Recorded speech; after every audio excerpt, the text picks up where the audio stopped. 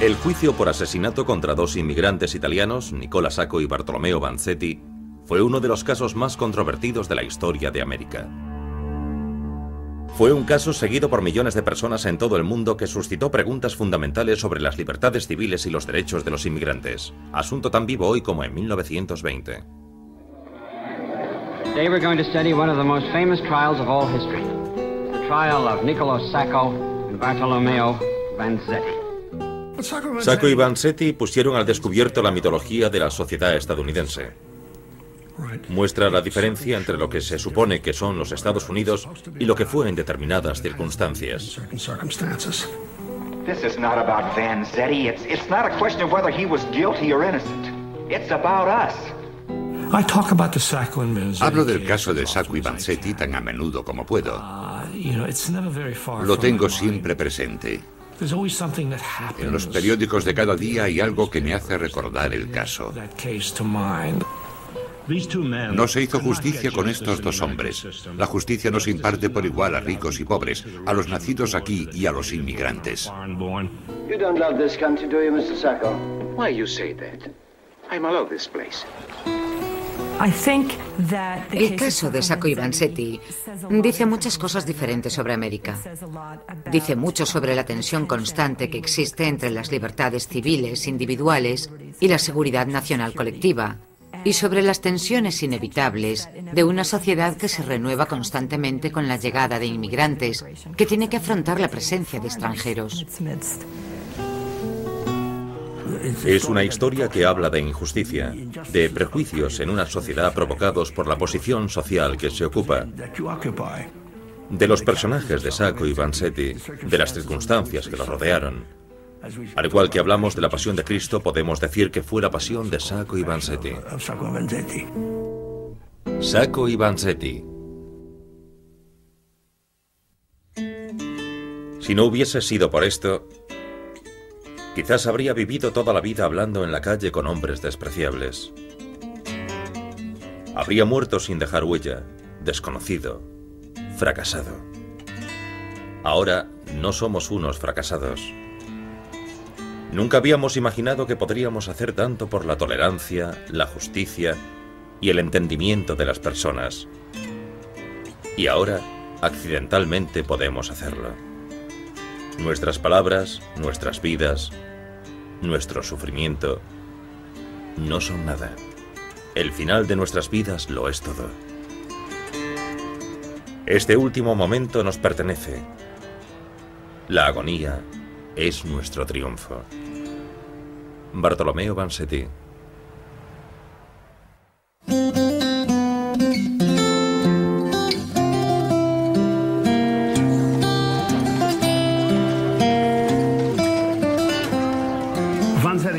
La familia de Vanzetti eran campesinos pudientes. Su padre era un granjero próspero que, por desgracia, no tenía previsión de que su hijo fuese algo en la vida. Con 13 años lo metió como aprendiz de panadero. Durante 6 años en Italia llevó una existencia miserable, trabajando hasta 18 horas diarias, principalmente de noche. Fue una vida terrible. Su único consuelo era leer libros. El gran trauma de su vida fue la muerte de su madre por un cáncer. Un día triste el que enfermó mi madre. Es indescriptible el sufrimiento de ella, de la familia y el mío. Estuve a su lado noche y día, torturado por la visión de su sufrimiento. Tras 3 meses de una dolorosa enfermedad, dio su último aliento en mis brazos. Se murió sin oírme llorar.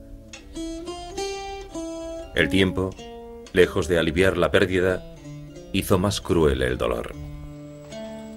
Muchas veces al cruzar el puente, me detenía y observaba las piedras blancas que había en el lecho del río. Y pensaba que en ese lecho no habría más pesadillas. Fue este estado de desesperación lo que me llevó a dejar Italia e irme a América.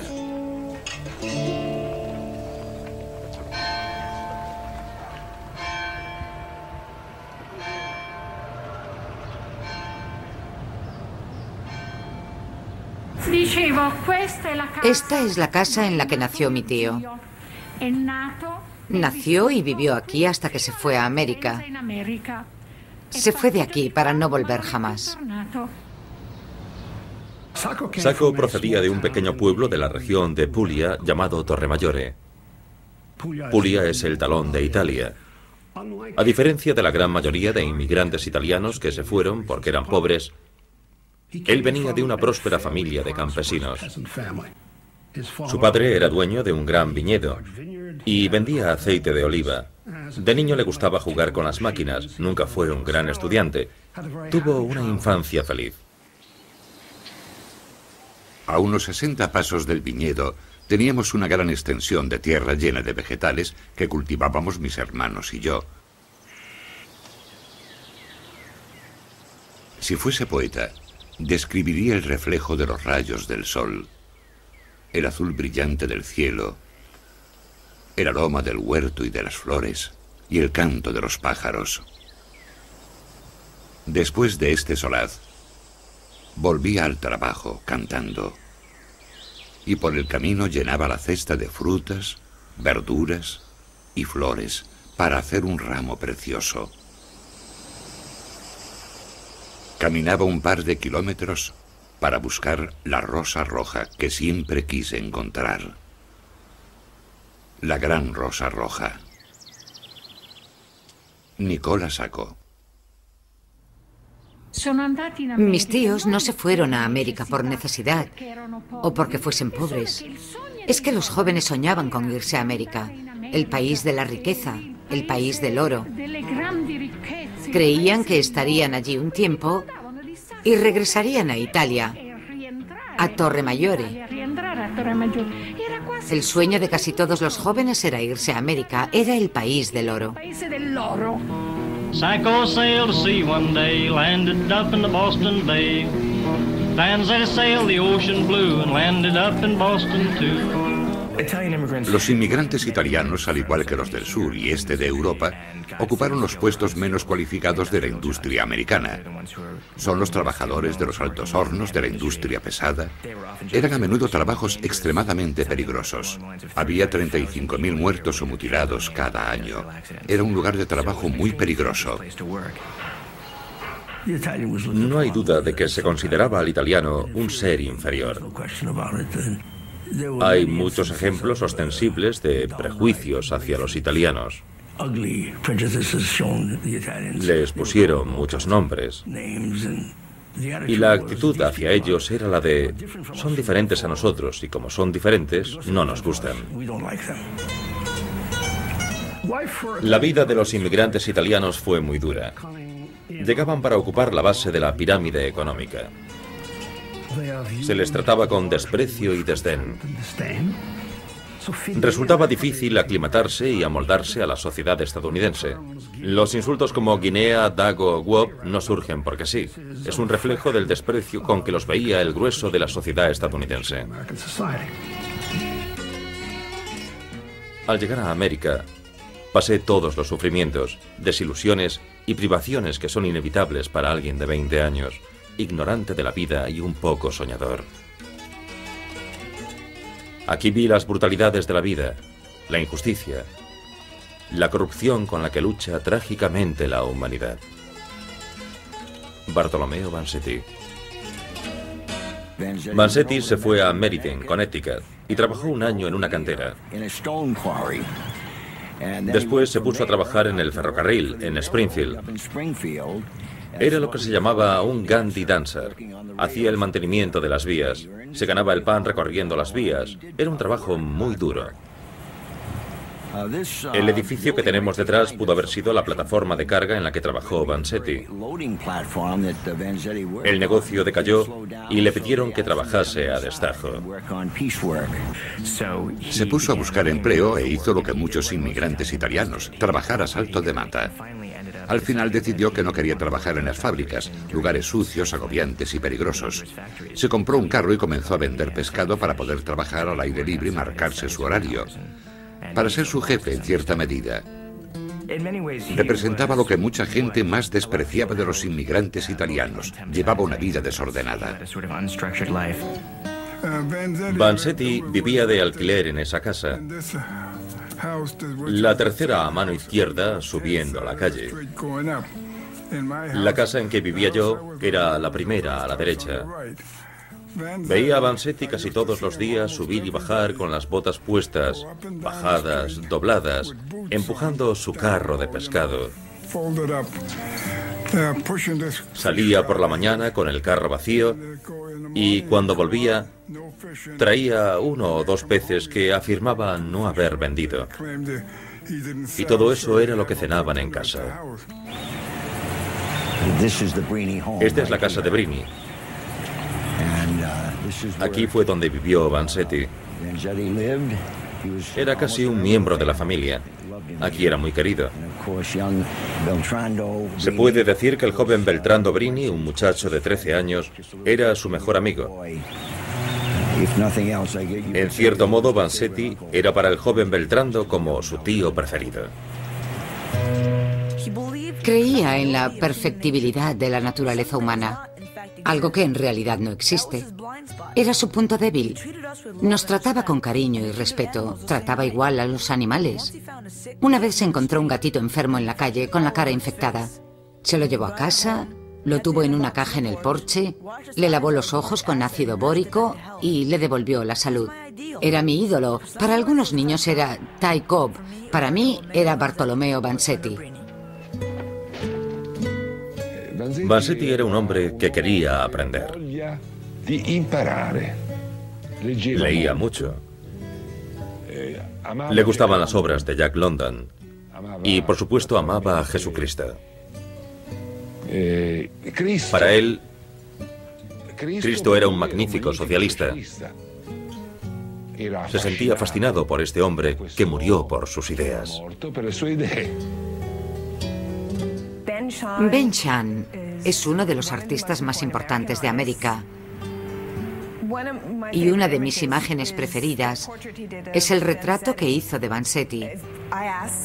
Si le pedimos a alguien que imagine el aspecto de un radical, seguramente pensará en gestos y palabras fieras, con la boca abierta, movimientos dramáticos, incontenibles.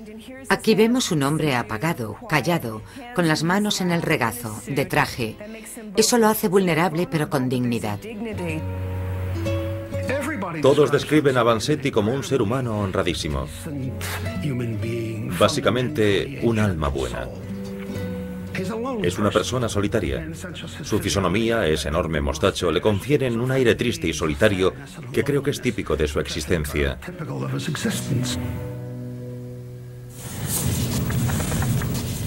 Esta es la casa de Sacco. No sé si habrá alguien en casa.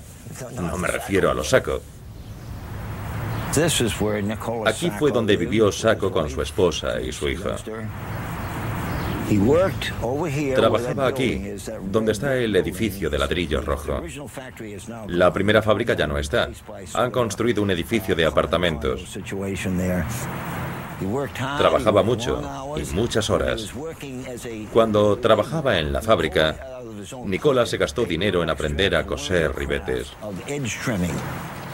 Ganaba un buen dinero en la época. He aquí un hombre económicamente exitoso que trataba de encajar lo mejor posible en la sociedad estadounidense. Pero a partir de 1912 o 1913 sufrió una transformación que lo llevó a abrazar los credos políticos más radicales. Sentía una gran empatía por los pobres y los oprimidos. Era una conexión con los menos afortunados que él. Sacco dice, cuando vine a América vi que la gente no vivía en América, sino bajo América. Se refería a las entrañas de la tierra, a los canales subterráneos de los estratos sociales. Era una traducción del italiano. Él decía, non in America, ma sotto l'America. En italiano suena muy dramático, pero traducido quiere decir, no en América, sino bajo América. Observa la sociedad estadounidense, una sociedad capitalista, y dice, una sociedad que permite tanta explotación y pobreza no debería poder existir. Sacco llegó a la conclusión, al igual que Vansetti, de que el Estado per se es enemigo de la libertad, en consecuencia de todos los ismos existentes, socialismo, sindicalismo, El anarquismo era para Sacco y Vanzetti el más puro, el que prometía mayor esperanza de emancipación del hombre. En respuesta a las dificultades laborales, sueldo escaso, muchísimas horas de trabajo, los inmigrantes, no solo los italianos, empezaron a organizarse, a formar grupos que solucionasen las necesidades de los trabajadores. Mucha gente pensaba que era imprescindible algún cambio estructural, no solo en este país, sino en el mundo. Los anarquistas eran la versión extrema del cambio. Vanzetti no tenía vida personal, no estaba casado, no tenía novia. Es como si abrazase el anarquismo como un nuevo centro de atención, un amor en su vida. Se entrega con una pasión y dedicación verdaderamente románticas. Defendía a los débiles, los pobres, los oprimidos, los simples, los perseguidos. Mantuve que quien se beneficia o daña a un hombre, se beneficia o daña a toda la especie. Busqué mi libertad en la libertad de todos, mi felicidad en la de los demás. Quería una casa para cada familia, pan para todas las bocas, educación para todos los corazones, luz para todos los intelectos. Estoy convencido de que aún no ha comenzado la historia del hombre, que nos encontramos en el último período de la prehistoria. Veo con los ojos del alma que el cielo se difumina con los rayos del nuevo milenio. Bartolomeo Vanzetti.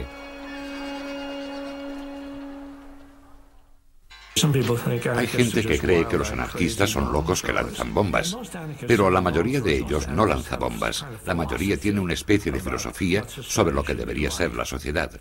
Sacco y Vanzetti suscribieron esta filosofía. Creían que los recursos económicos de la sociedad debían ser de propiedad colectiva y repartidos igualitariamente entre todos, que todos pudiesen trabajar y tener cubiertas las necesidades vitales.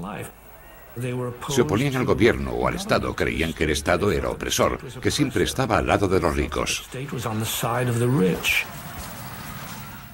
Aquí hubo preocupación por los inmigrantes antes de la Primera Guerra Mundial, y esta guerra acentuó el problema de la inmigración.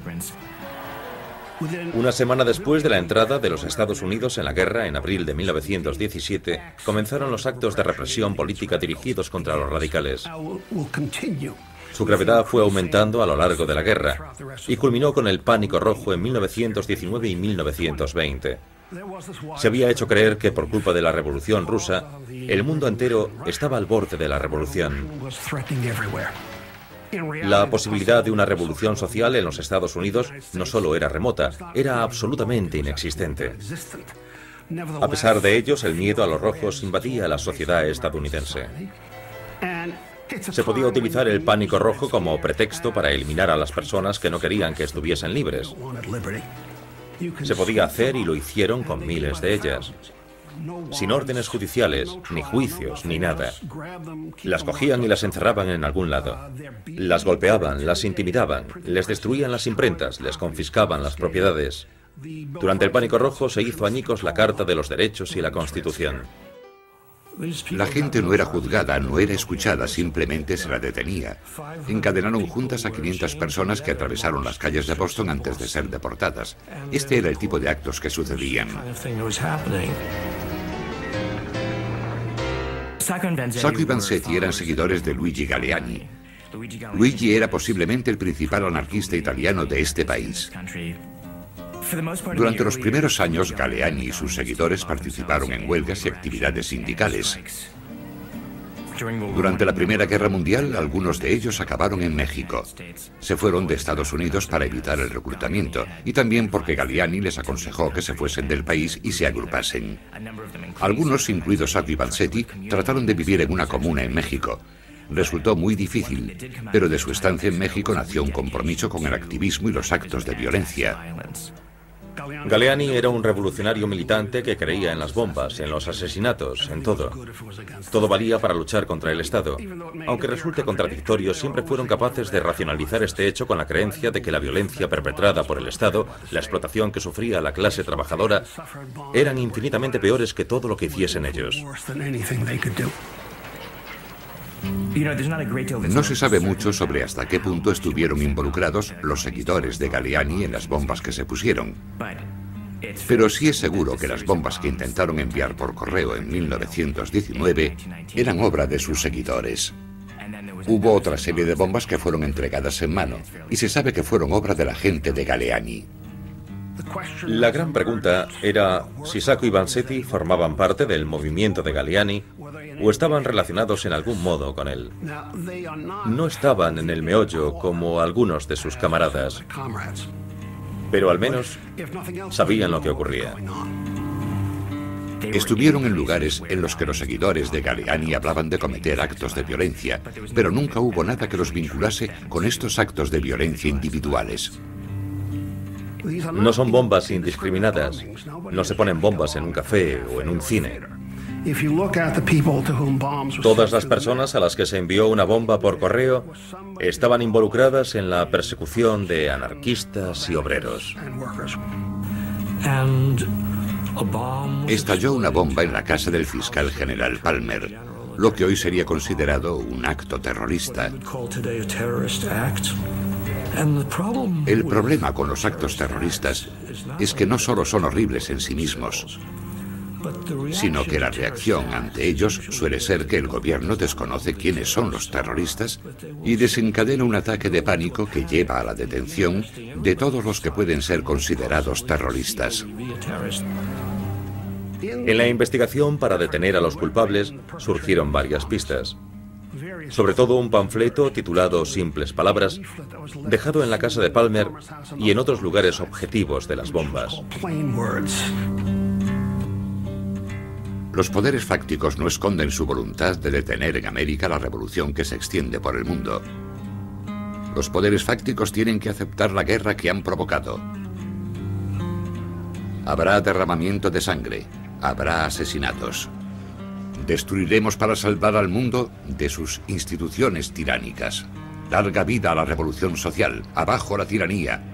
Los luchadores anarquistas. La sospecha inmediata recayó sobre los seguidores de Galleani. Siguieron la pista del panfleto hasta una imprenta en Brooklyn, en la que trabajaban Salcedo y Elia. Fueron detenidos. Oficialmente no estaban bajo arresto, simplemente estaban incomunicados. Salcedo estaba retenido en la sede del FBI en el piso 14 del edificio Park Row. No se le permitió llamar a nadie, ni a familia ni amigos, durante el interrogatorio. Según un compañero preso, recibió palizas y durante la 8ª semana de reclusión, el 3 de mayo de 1920, apareció el cuerpo de Salcedo, totalmente desfigurado, en una calle cercana al edificio de Park Row. El FBI afirmó que se había suicidado saltando desde el piso 14 donde estaba recluido. La gente de Galleani se asustó. ¿Qué hacemos? Mandaron a Vanzetti a hablar con Carlo Tresca, porque era el único que no tenía un trabajo fijo. Carlo Tresca era un anarquista de Nueva York que no pertenecía al movimiento de Galleani, pero que tenía contactos con abogados, políticos y organizaciones de libertades civiles. Era el hombre al que acudir en caso de problemas. Su consejo a Vanzetti fue que volviese y dijese a sus camaradas que se escondiesen. Y sobre todo que escondiesen cualquier prueba incriminatoria, sobre todo literatura. De noche empezaron a avisar a los amigos, a compañeros, a trabajadores, a advertirles del peligro de la represión. Y fue durante una de estas noches horribles cuando Sacco y Vanzetti acabaron en manos de la policía.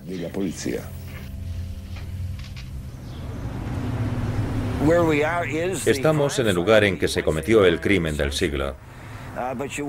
No se reconoce porque está muy cambiado. En este gran aparcamiento había dos fábricas. El crimen tuvo lugar en la tarde del 15 de abril de 1920. Cuando Frederick Parmenter, encargado de la fábrica Slater y Morrill, y un guarda, Alessandro Berardelli, transportaban la nómina de la empresa, que alcanzaba los $10.000, desde la oficina principal hasta la fábrica donde cobrarían los trabajadores. Mi padre, que se llamaba Frederick Albert Parmenter, sustituía al encargado, que estaba enfermo ese día, y como era su ayudante, cogió la nómina, pero no llegó a su destino. Salieron de este punto. El encargado y el guarda echaron a andar desde aquí y llegaron a la altura de esos árboles. Bajaron por la calle, donde había dos hombres esperando.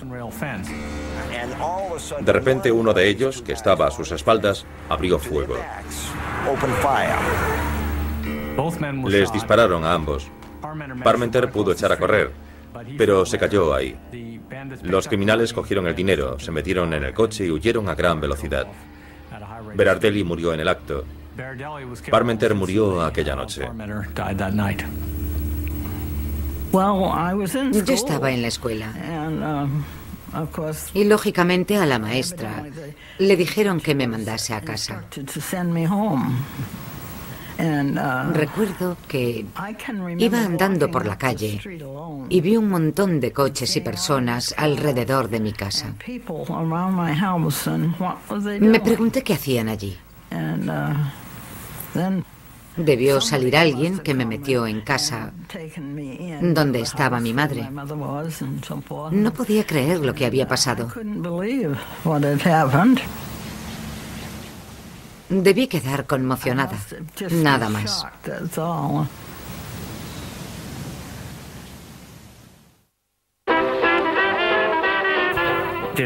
Hubo un atraco frustrado en Bridgewater la Nochebuena de 1919 y un robo en South Braintree en abril de 1920.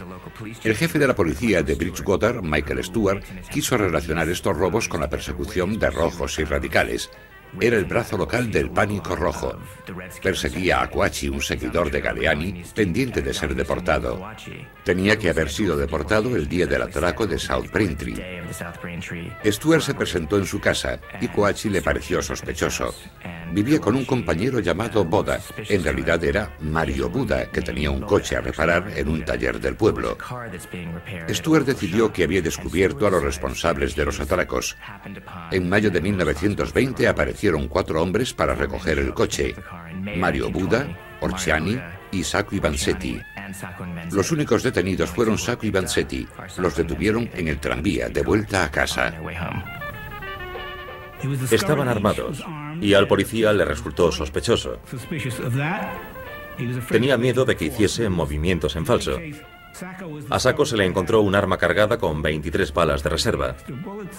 Vanzetti tenía un revólver sin balas de reserva, totalmente cargado, pero con cartuchos de escopeta, lo que también resultó sospechoso. Por esa razón, Sacco y Vanzetti debían responder ante la ley.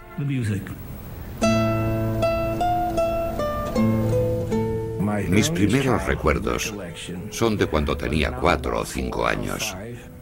Recuerdo que mi padre y sus amigos hablaban muy bajito de Sacco y Vanzetti. Recuerdo los nombres. Recuerdo que hablaban de Sacco y Vanzetti, pero no sabía lo que decían, aunque sabía que era algo terrible. Tal como lo pinté años después, recuerdo las sensaciones horribles que capté de mis padres sobre Sacco y Vanzetti. Imagino no solo el miedo, sino la confusión de su arresto. No entendían por qué los arrestaban.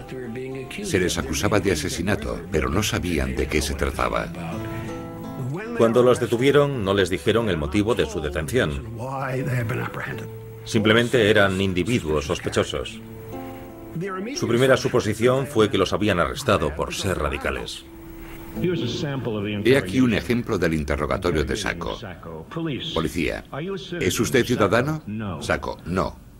Policía: ¿es usted comunista? Sacco: no. Policía. Anarquista, Sacco. No. Miente. ¿Por qué le mentiría un anarquista a un policía?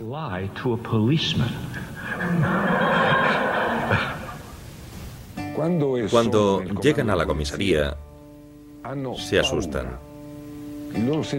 Están preocupados, temerosos. Los separan, uno en una sala, otro en otra. Ninguno sabe lo que dice el otro. Caen en una serie de pequeñas contradicciones. Su verdadera preocupación es que los hayan detenido por el hecho de ser anarquistas. Les da miedo decirlo y por tanto cometen pequeñas contradicciones. Esa es su preocupación y el comienzo del calvario. No hay pruebas tangibles que relacionen a Vanzetti con el atraco y asesinato de South Braintree. En ausencia de pruebas evidentes, el mejor modo de condenarlo era juzgarlo primero en relación con el frustrado atraco de Bridgewater.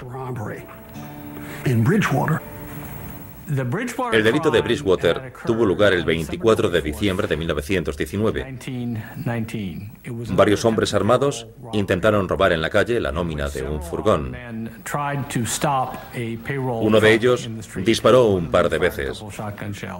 El furgón consiguió alejarse y los hombres huyeron. En este juicio hay muy pocas pruebas contra Vanzetti. Tiene un mostacho característico y resulta difícil encontrar testigos que declaren haberlo visto. De hecho, su abogado defensor llama al estrado a una docena de testigos que afirman haber visto a Vanzetti el día del robo.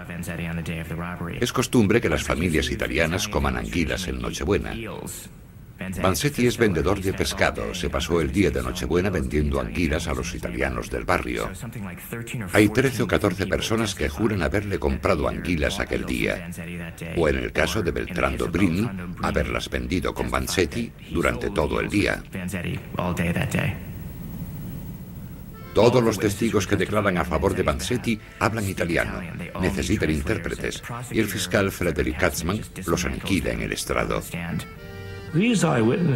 ¿Por qué se decretó que no eran testigos fiables?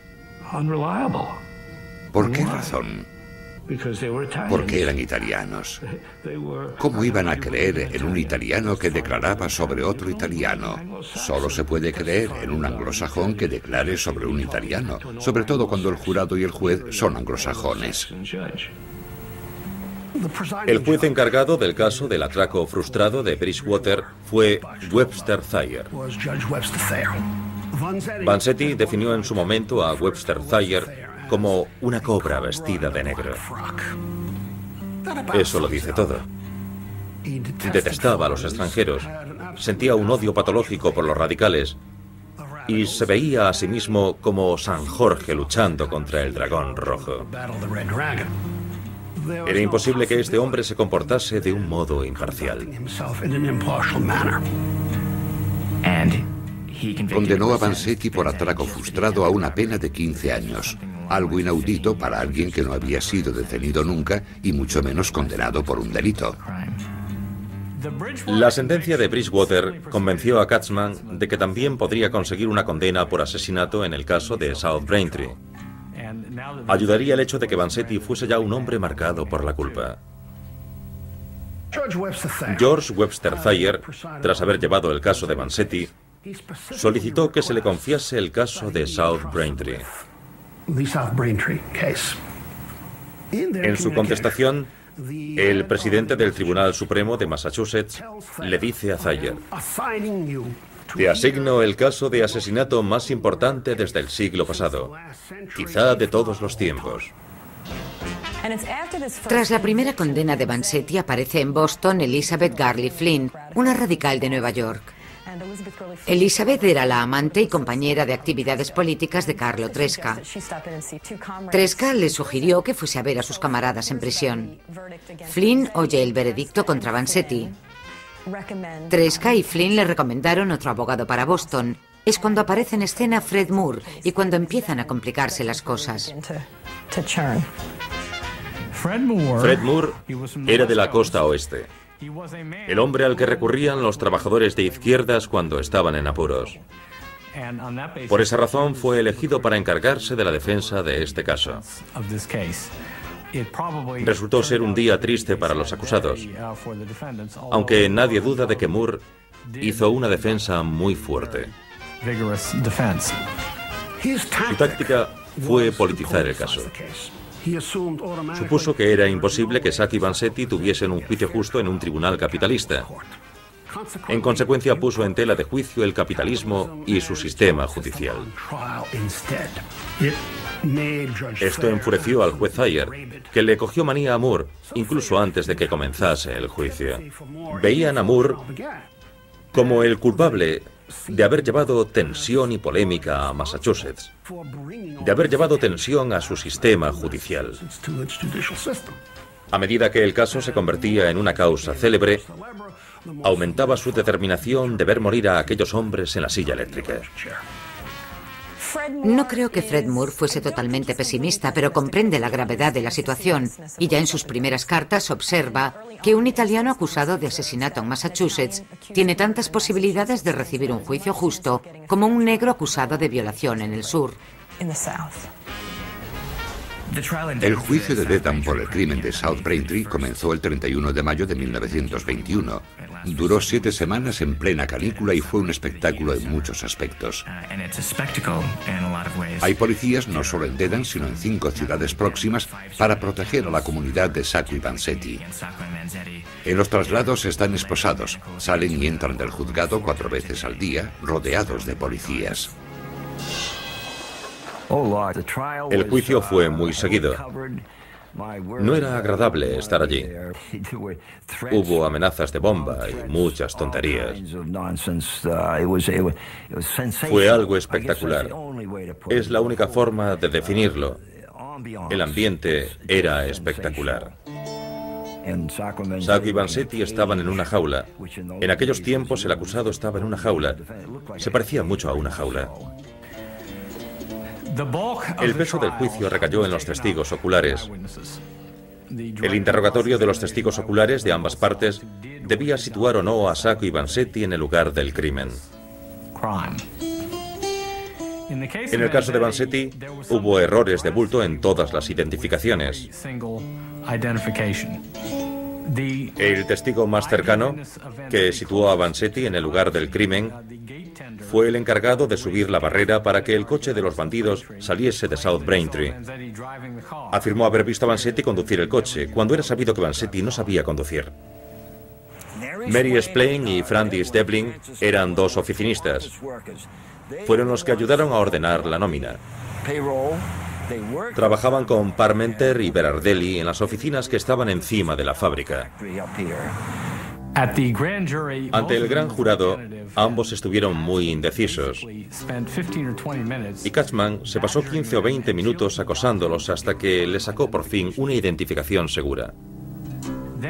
A continuación, en el juicio, se mostraron más seguros. A pesar de que la oportunidad de ver al bandido que afirmaban que era Sacco asomándose por la ventanilla del coche fue muy fugaz desde una ventana del segundo piso cuando pasaba el vehículo. Aún así, Katzman los presentó como 2 de sus testigos más fiables. Un hombre llamado Carlos Goodrich declaró contra Sacco al decir que lo había visto pasar en el coche y que le apuntó con un arma. Y 4 personas declararon que Carlos Goodrich les había dicho que se había metido en los billares en cuanto oyó los disparos y que no había visto nada. Más tarde se supo que su verdadero nombre era Erastus Corning. Tenía muchos antecedentes en Nueva York. Una vez cometió perjurio para obtener una licencia de matrimonio y poder cometer bigamia. Cuando menos era un testigo poco fiable. Louis Pelzer trabajaba en una de las fábricas cercanas. No solo identificó a Sacco, sino que ofreció el número de la matrícula del coche de la huida. Después hubo 2 o 3 testigos que declararon que se escondió debajo de una mesa en cuanto se oyeron los disparos y que no había visto nada.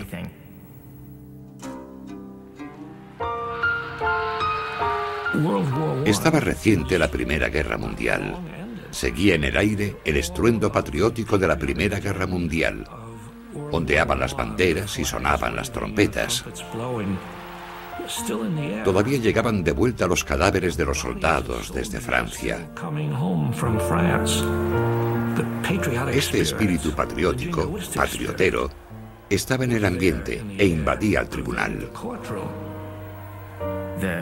El portavoz del jurado, un tal Ripley, saluda a la bandera todos los días al entrar. Frederick Katzman, en un famoso diálogo con Sacco, lo reta a decidir si quiere un país libre o no, si ama a los Estados Unidos por ser un país libre. You love this country. But when she was about to call upon you to become a soldier, you ran away to Mexico? Please let me say. Answer yes or no. Did you go to Mexico to evade serving as a soldier of this country that you love? En teoría es un caso de asesinato. Y he aquí a Katzman que no pregunta por eso. Pregunta por su rechazo a ser alistado, su oposición a la guerra, su huida a México para evitar ser reclutado. Si fuese un juicio justo, el juez consideraría eso irrelevante. Pero naturalmente, el juez Ayer no elimina nada que tenga que ver con la ideología de Sacco y Vanzetti, porque eso puede hacer que el jurado se ponga en contra de ellos. Durante el juicio consigue dejar claro que Sacco y Vanzetti son anarquistas, son fugitivos del reclutamiento, opositores a la guerra, no son patriotas. Y esto se convierte en algo más importante que si cometieron o no el atraco y el asesinato. Las pruebas que presentó la acusación con Vanzetti fueron las más endebles que haya visto jamás. Nadie lo situó en el lugar del crimen o disparando en ese lugar. La acusación alegó que posiblemente Berardelli tuviese una Harrington y Richardson del calibre 38 y que a Vanzetti le encontraron 2 semanas después de su detención una Harrington y Richardson del 38.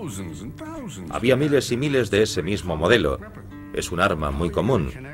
¿Cómo se conecta una cosa con otra? La única prueba que tenían era: Berardelli tenía una 38, usted tiene una 38, es la misma fabricación, la misma arma. Es un razonamiento que se cae por su propio peso. A finales de los 70 se descubrió que la acusación supo siempre que los números de serie de las armas de Vanzetti y Berardelli no coincidían. Es una revelación impactante. No solo demuestra que la acusación mintió para condenar a Vanzetti, que las pruebas contra Vanzetti eran prácticamente inexistentes, sino que deja abierta la puerta a especulaciones sobre lo que hicieron para condenar a Sacco. Si mintieron con Vanzetti, seguro que también mintieron. Si la acusación o el fiscal del distrito quiere involucrar a Sacco en el crimen, el modo más fácil es demostrar que una de las balas de los cuerpos de las víctimas salió de la pistola de Sacco y uno de los casquillos. Es lo mínimo que se necesita, y fue exactamente lo que se hizo. En 1920 no tenían la más mínima idea de cómo determinar si una bala en particular o un casquillo había salido de un arma en oposición a otra.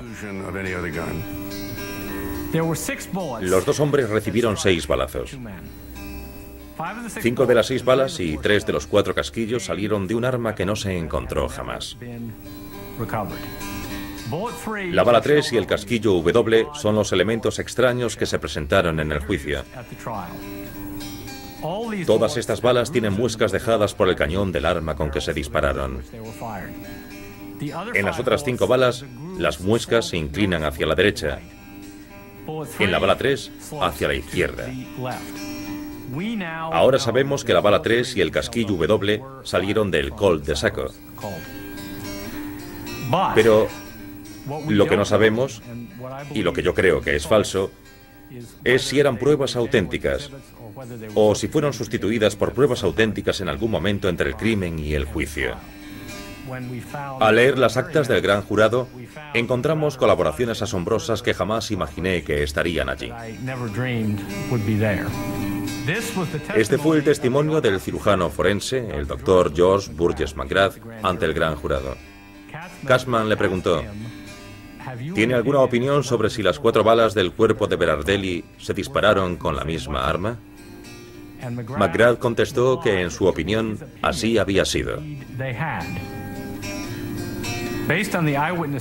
Según el testimonio de los testigos, parece que fue un atracador el que hizo todos los disparos, que fue uno de ellos el que se acercó a Berardelli e hizo varios disparos, incluida la bala 3, el disparo que lo mató.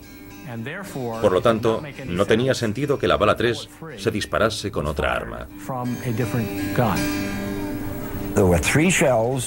El agente John Shea encontró 3 casquillos en el lugar del crimen. Colaboró intensamente en los primeros días con Edward Sherlock, miembro de la policía estatal. James Bostock, un testigo, era un maquinista que había trabajado con Freyer, el superintendente de la fábrica. En el juicio, hicieron que Freyer dijese: sí, Bostock me dio 4 casquillos. Ahora sabemos que no tuvieron nada que ver en eso. Fue el policía local, John Shea, el que apareció con el hombre al que ayudaba, Eddie Sherlock. Ni John Shea ni Eddie Sherlock comparecieron en el juicio. Hicieron que fuese Bostock el que afirmase haber encontrado 3 o 4 casquillos. Si se repasan las actas del juicio, se ve que es imposible que hubiese encontrado nada en el lugar, porque era amigo de Parmenter y se acercó a él corriendo al oír los disparos. Ayudó a meter a Parmenter en la casa antes de ser trasladado al hospital. Se quedó con él, que es lo que haría cualquiera.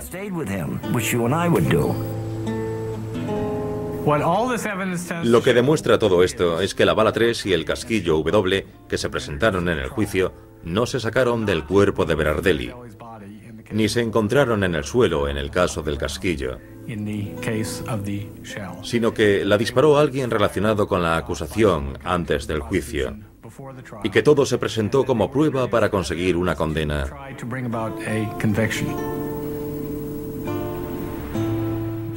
El juicio duró 7 semanas. El jurado se retiró a deliberar el 14 de julio.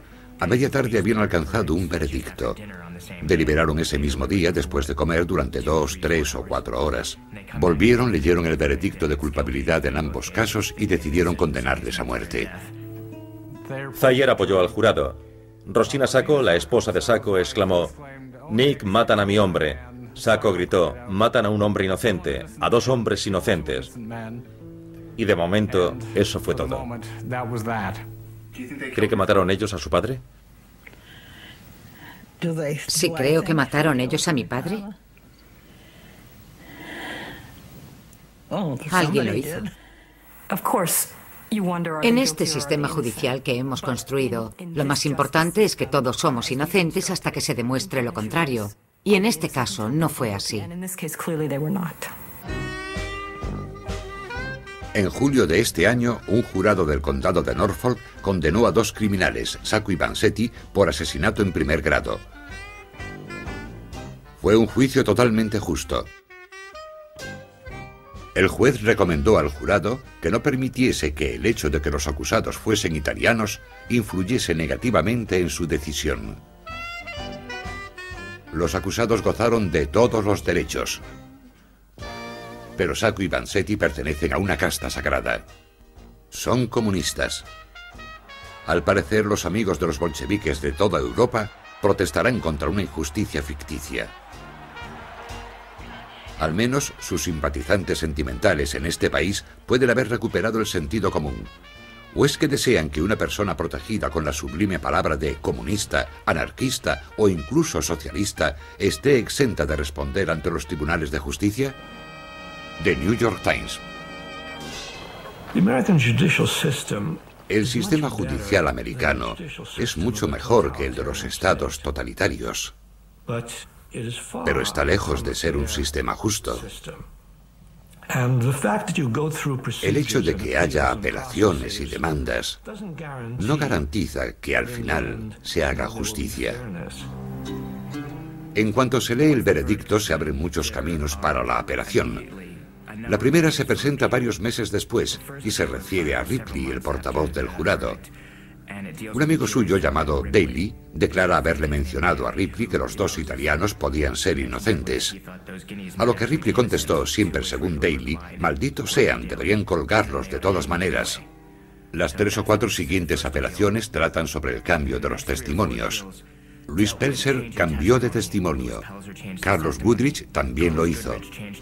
El juez Thayer tardó casi un año en revisar el primer grupo de apelaciones y las rechazó todas en un solo día, en octubre de 1924. El juez Thayer presidió el juicio. Fue el juez Thayer quien también decidió sobre las peticiones de un nuevo juicio. Si Thayer hubiese decidido a favor de Sacco y Vanzetti, tendría que haber admitido que había hecho algo mal la primera vez. Una vez fue a un partido de fútbol en Dartmouth, donde había estudiado, y se encontró con un profesor de ciencias políticas llamado James Richardson. Se puso a hablar del juicio, como hacía a menudo, y llegó a decir: ¿ha visto lo que hice el otro día con esos criminales anarquistas? Eso los detendrá algún tiempo. Había rechazado 5 o 6 apelaciones en un mismo día. Necesitaban cambiar de táctica para mantener con vida a aquellos hombres, porque el juez Thayer los había condenado sin posibilidad de apelación. La apelación más atractiva, la más traumática, la más inquietante fue la apelación de Madeiros. Se trataba de Celestino Madeiros, un delincuente portugués de poca monta que estaba en una celda cerca de Sacco. Durante el año 1925 intentó darle una nota a Sacco, pero Sacco lo ignoró, creyó que era un espía. Madeiros consiguió hacerle llegar la nota, que decía así: yo participé en el crimen de South Braintree. Sacco y Vanzetti no. Sacco se echó a llorar. Era su última esperanza. Celestino Madeiros pertenecía a la banda de Morelli, que operaba en Providence, Rhode Island. Es posible que fuesen los verdaderos culpables, porque estaban al tanto de las entregas y los cargamentos de zapatos, y eran unos asesinos confesos. Eran criminales, forajidos. Es curioso, uno de los hombres de Morelli se parece muchísimo a Nicola Sacco. Para mí el testimonio de Madeiros era convincente por varias razones. Describió con precisión los movimientos de los hombres la mañana del crimen. Mencionó que utilizaron 2 coches en el atraco, algo que se había mantenido en secreto en el juicio, y situó correctamente el lugar en que cambiaron de coche, en Randolph, el siguiente pueblo después de Braintree. Pero Thayer no le dio credibilidad al testimonio de Madeiros, y el Tribunal Supremo rechazó finalmente la apelación. El juez Thayer dictó sentencia de muerte el 9 de abril de 1927.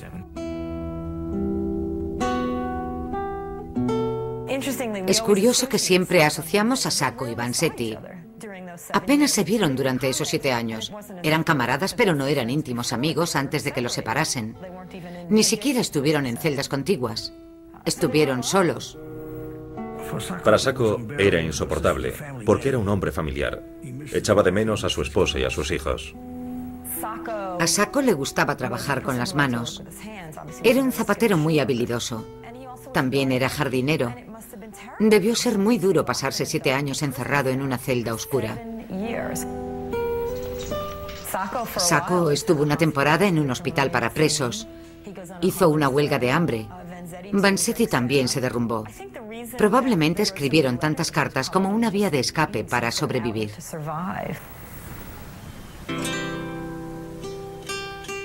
Querido Bartolo, estoy como siempre en esta celda estrecha y triste, caminando arriba y abajo, tratando de darle una idea a cada una de las imágenes que a menudo me vienen a la cabeza. Pensaba que tras estos largos años de persecución se abrirían las puertas de la prisión.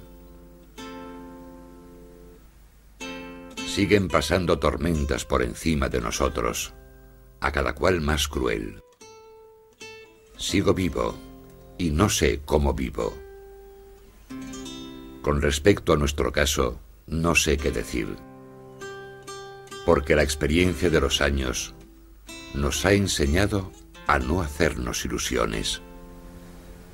Pero es el final de la lucha. Ojalá lo sea. Nicola. Sufrieron muchísimo, sin duda. Rosina estaba embarazada de varios meses. No solo tuvo que traer el hijo al mundo, sino aguantar una gran presión durante 7 años. Lo que más deseaba era recuperar a su marido. Una mujer que vive en un país extraño. Su marido es un trabajador triunfador, metido en un movimiento político.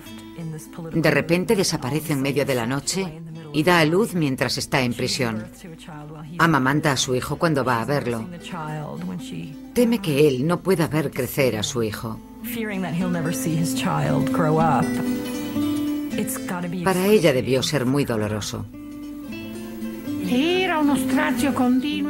Era un dolor interminable. Esperábamos la llegada de noticias. Si se piensa que no había teléfonos ni nada, esperábamos ansiosos las noticias, poder saber algo, porque el correo tardaba mucho en llegar. Fue un tiempo de desconfianza, de dolor, por culpa de esa situación. En ciertos momentos, sabiendo que era inocente, casi creíamos que las cosas se arreglarían de otra manera. Pero cuando llegaron las noticias sobre el juicio y la sentencia, el dolor fue indescriptible. Si ocurriese algo así en sus familias, ¿cómo se sentirían? Y pensar que ambos eran inocentes. Vanzetti tenía en Italia a su anciano padre y a una hermana. En Villafaletto, donde había nacido. Les escribía cartas. Eran cartas extraordinarias, las que recibieron el padre y la hermana. Contienen metáforas que nos hacen pensar que a veces, al mirar desde las 4 paredes de una celda, se tiene una visión elevada.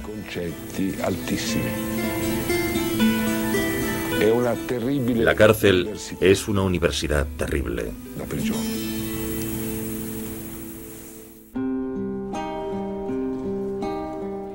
Querida hermana, en América las cosas van muy mal. Hay mucho desempleo y miseria suficiente para ablandar el corazón de un tigre. A los responsables no puede importarles menos. No eres consciente del estado actual de este país. No es la América que avivó nuestra imaginación.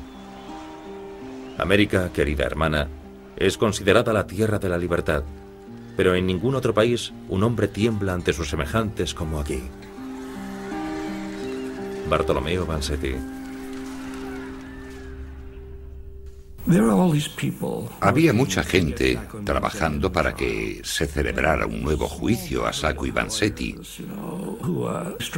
Un pequeño ejército de abogados se afanaba por salvarlos de la pena de muerte y por encontrar un resquicio legal para conseguir una revocación de la sentencia.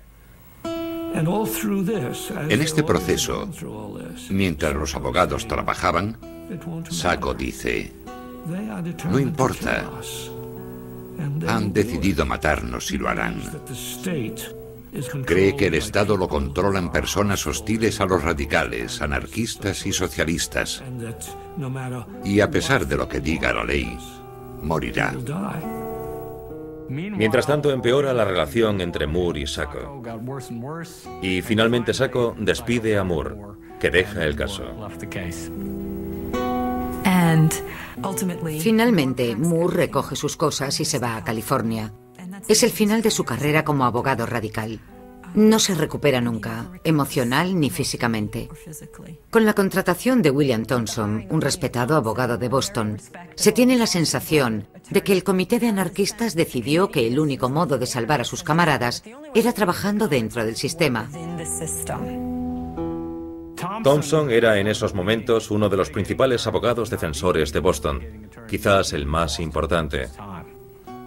Dijo que lo haría por $20.000 y se sorprendió cuando unos días después volvieron con $20.000. Estaba atrapado, tenía que aceptar. Pero intimó con los acusados, sobre todo con Vanzetti, y el caso se convirtió en la gran causa de su vida. ¿Qué habría ocurrido si Fred Moore no hubiese cometido los errores que cometió, si su abogado hubiese sido Thompson desde el principio? Sacco intentó librarse de Moore inmediatamente porque no se fiaba de él, pero creo que con ese jurado no habría cambiado nada. Con el rechazo de las apelaciones, con la negativa del Tribunal Supremo de Massachusetts a la revocación de la sentencia, con la confirmación de la pena de muerte, la gente empezó a ser consciente de que Sacco y Vanzetti iban a morir, que era cierto. Y eso le dio energía a la gente. Además, se produjo el efecto de subirse al carro. Y los comunistas, sobre todo, vieron el valor propagandístico del caso. Vieron a Sacco y Vanzetti como mártires en potencia de la clase trabajadora. En los años 20 del siglo pasado, la izquierda es cada vez más comunista. El Partido Comunista de este país y los de fuera tuvieron un papel decisivo en la propagación del caso de Sacco y Vanzetti. Su participación era un arma de doble filo. A veces trataban el caso con mucho cinismo. A la pregunta de si no creían que la muerte de Sacco y Vanzetti sería un golpe terrible, un miembro del Partido Comunista contestó públicamente: en lo que a mí concierne, están mejor muertos. ¿De qué nos sirven vivos? Lo publicaron los medios y es un comentario muy cruel. Los Brahmin de Boston formaban un grupo conservador y tedioso, pero también había varios abogados Brahmin muy liberales, y algunos de ellos asumieron el caso de Sacco y Vanzetti inmediatamente y los apoyaron de diversos modos. Elizabeth Glendower Evans era una bostoniana muy rica y liberal. Se convenció pronto de la inocencia de Sacco y Vanzetti. Les enviaba cartas, flores, fruta, comida, y económicamente contribuyó en gran medida a su defensa.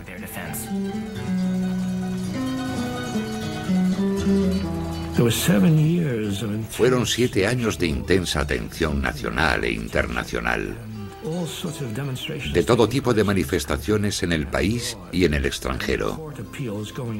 Sigue habiendo apelaciones y por fin el gobernador Fuller decide acallar las protestas, o intenta hacerlo, nombrando una comisión de sabios. 3 personas cuya integridad está fuera de toda duda: el rector de Harvard, el rector del MIT y un juez retirado. 3 americanos típicos, igual que Sacco y Vanzetti, por supuesto. El presidente de este comité es Lawrence Lowell, rector de la Universidad de Harvard, cuya familia hizo su fortuna con la explotación de trabajadores del textil en Lawrence Lowell, Massachusetts. El comité Lowell lo montó el gobernador Fuller y de inmediato se vio que su papel era respaldar el veredicto. Lawrence Lowell hace un borrador con la decisión del comité antes de que la defensa exponga sus últimas alegaciones. Hayward Broun, un destacado columnista del periódico New York World, escribió varias columnas sobre quiénes eran los que condenaron a muerte a estos 2 hombres. Alvan T. Fuller, que era el gobernador en esa época, nunca tuvo otra intención que la de darle más brillo al desarrollo del juicio.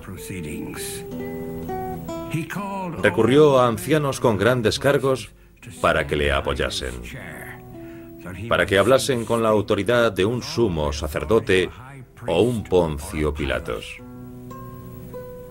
¿Qué más pueden esperar estos inmigrantes de Italia? No todos los presos pueden decir que el interruptor lo aprieta el rector de la Universidad de Harvard. El comité decide que Sacco y Vanzetti han tenido un juicio justo. La gente se queda desolada. Se programa la ejecución para el 10 de agosto. A las 11 horas hay una suspensión temporal y se cambia para el 23 de agosto.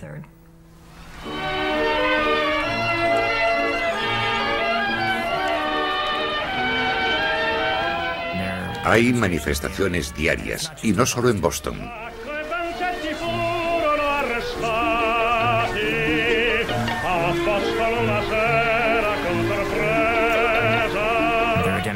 Se celebran manifestaciones en todo el país, en todo el mundo.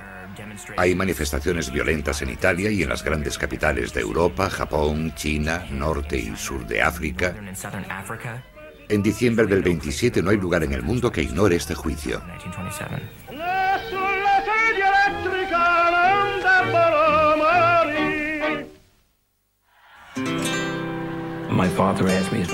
Mi padre me preguntó si quería ir a una manifestación en apoyo de Sacco y Vanzetti. Le dije que sí. Fui con él. Era mi primera manifestación. Yo tenía 13 años y cuando vi a tantas personas gritando, con pancartas, no podía creer que se juntase tanta gente en una manifestación para apoyar a Sacco y Vanzetti. Me hizo sentir bien y me alegré de haber estado allí.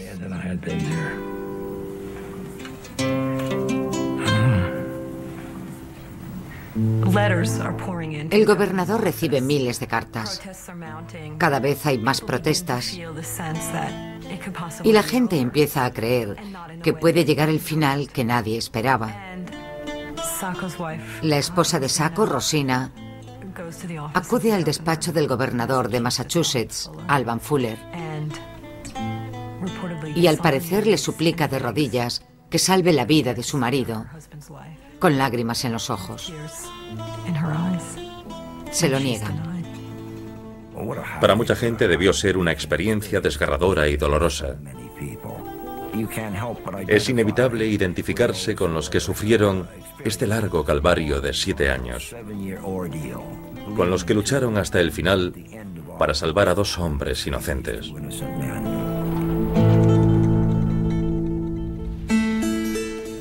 La noche del 22 de agosto había 3 hombres condenados a muerte: Celestino Madeiros, Sacco y Vanzetti.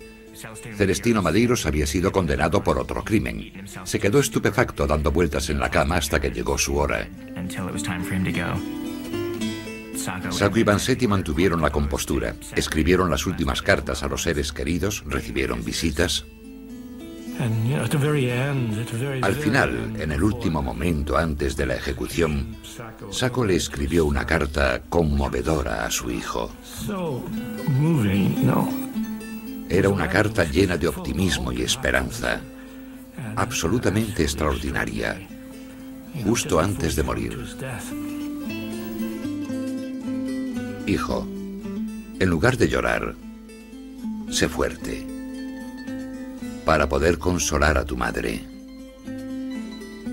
Cuando quieras distraerla de esta tristeza descorazonadora, te diré lo que hacía yo. La llevaba a dar un paseo por el campo, a recoger flores aquí y allá, a descansar a la sombra de la tranquila madre naturaleza. Pero recuerda siempre que en las horas felices no debes pensar solo en ti mismo. Ayuda a los débiles que piden socorro. Ayuda a los perseguidos y a las víctimas, porque ellos son tus mejores amigos. Le dice, ten siempre presente que no somos criminales y que un día estarás orgulloso de nosotros. Dante, te doy un beso y un abrazo muy fuerte.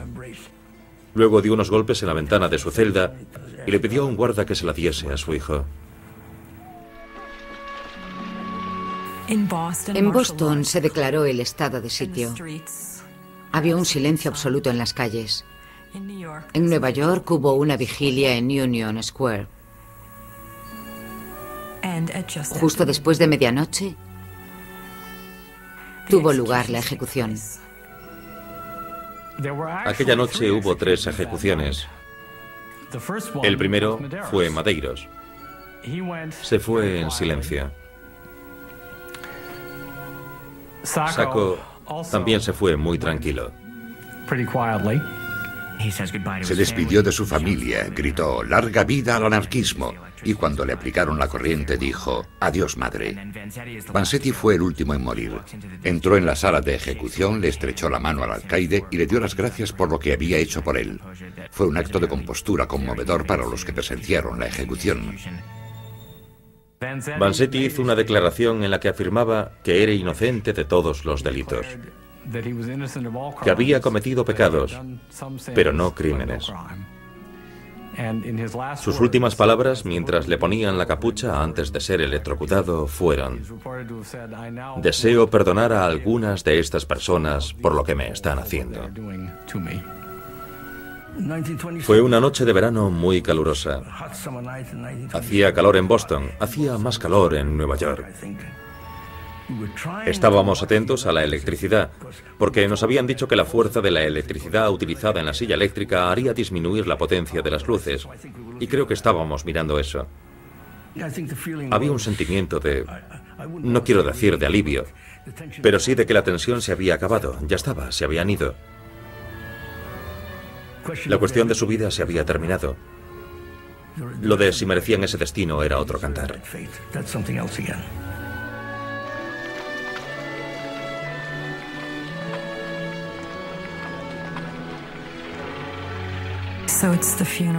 El entierro. El cortejo lleva los cuerpos de Sacco y Vanzetti por las calles de Boston.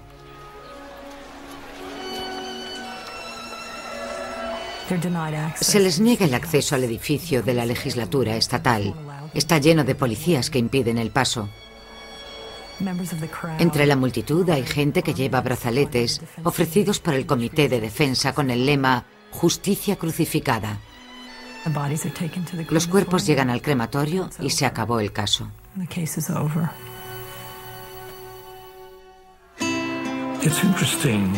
Es curioso cómo cambia radicalmente la conciencia de la gente con un suceso que ha ocurrido durante su vida. Fue lo que pasó con Sacco y Vanzetti. La gente siguió el caso durante años, se introdujo en él, se vio envuelta en su humanidad. No eran dos hombres corrientes, poseían sensibilidad poética y un coraje infinito. Es curioso, para muchos artistas que crecieron en esa época, fue el caso que lo radicalizó políticamente. Se convirtió en un tema recurrente. Es una gran historia. No es una osadía decir que no ha habido en la historia de los Estados Unidos un juicio que haya inspirado tantas obras de arte como el caso de Sacco y Vanzetti. Un novelista como John Dos Passos, un artista como Hugo Gellert, George Grosz, que hizo un dibujo alegórico con bolígrafo y tinta. Diego Rivera pintó un mural en la nueva escuela laboral de la calle 14 entre 1933 y 34. Ben Shahn se interesó por el caso de Sacco y Vanzetti porque se identificó toda su vida con su estatus de inmigrantes y su radicalismo político. Hay un estallido enorme de creatividad artística alrededor del caso de Sacco y Vanzetti. Boston de Upton Sinclair, El error interminable de Catherine Porter, El invierno de Maxwell Anderson. También inspiró a varios poetas que tenían posturas apolíticas. Edna St. Vincent Millay participó en manifestaciones y escribió un par de poemas conmovedores sobre el juicio.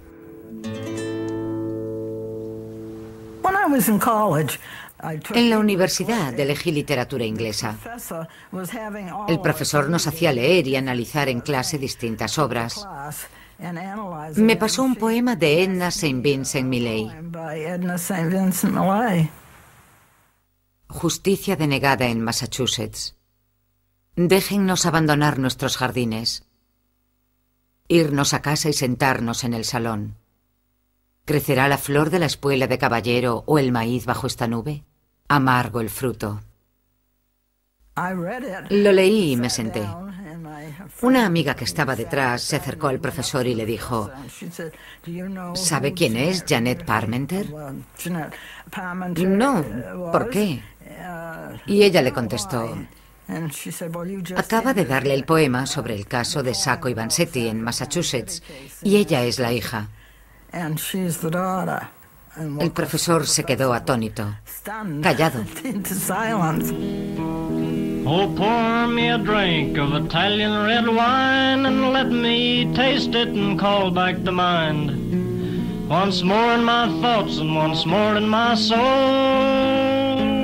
This story is great, if not greater than all. Well, Woody Guthrie, además de ser mi padre, es más conocido por canciones como Esta tierra es tu tierra o Adiós, me alegro de haberte conocido. Lo que más me impresiona de las letras de mi padre es que siempre captura lo que ha ocurrido, de tal modo que al final de la historia tomas partido.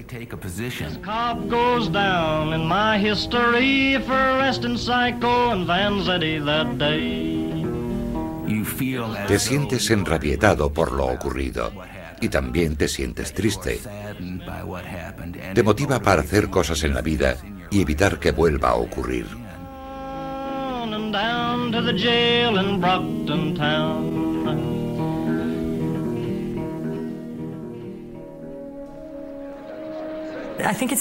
Es importante recordar este caso por las pistas que nos da sobre los Estados Unidos. Hacemos gala de ser un país de inmigrantes, de que cualquiera puede lograr el sueño americano con tal de que venga aquí y lo persiga. Hay momentos en que no estamos a la altura de ese ideal.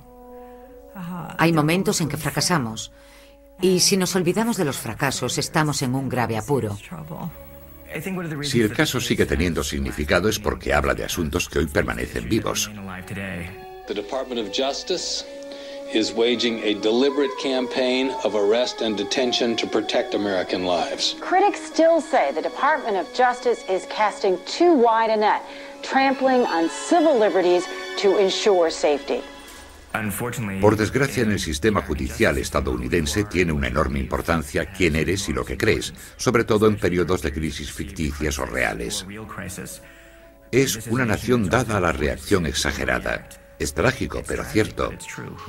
En este país importa quién eres para saber qué tipo de justicia recibirás. La sociedad estadounidense lo lleva en las entrañas. Expone realidades que muchos preferirían olvidar. Es un caso que habla de intolerancia política. Es una cuestión de prejuicios raciales. Pone de manifiesto aspectos de la sociedad estadounidense que perviven si defiendes unas ideas políticas equivocadas. Si eres un inconformista, disminuyen sustancialmente las posibilidades de tener un juicio justo.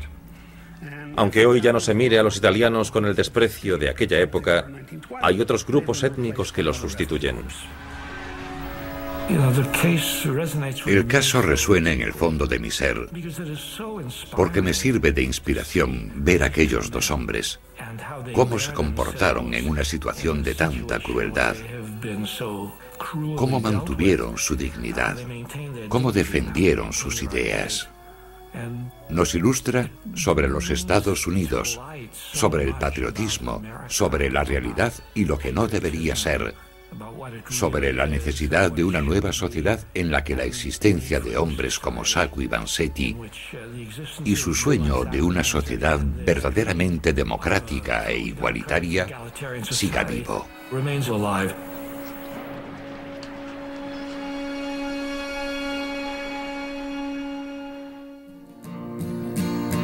Oh, pour me a drink of Italian red wine and let me taste it and call back to mind. Once more in my thoughts, once more in my soul, a story as great, if not greater than all. It was 1920, the 5th of May, the cop and some buddies took these men away.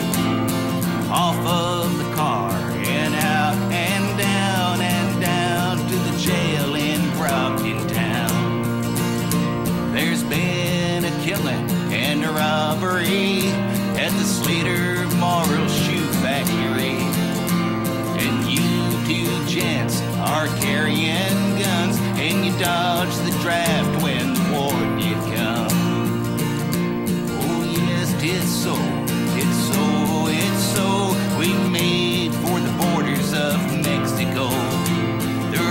man's war. We could not fight, so we crossed the border to keep out of sight. Now let me think and let me see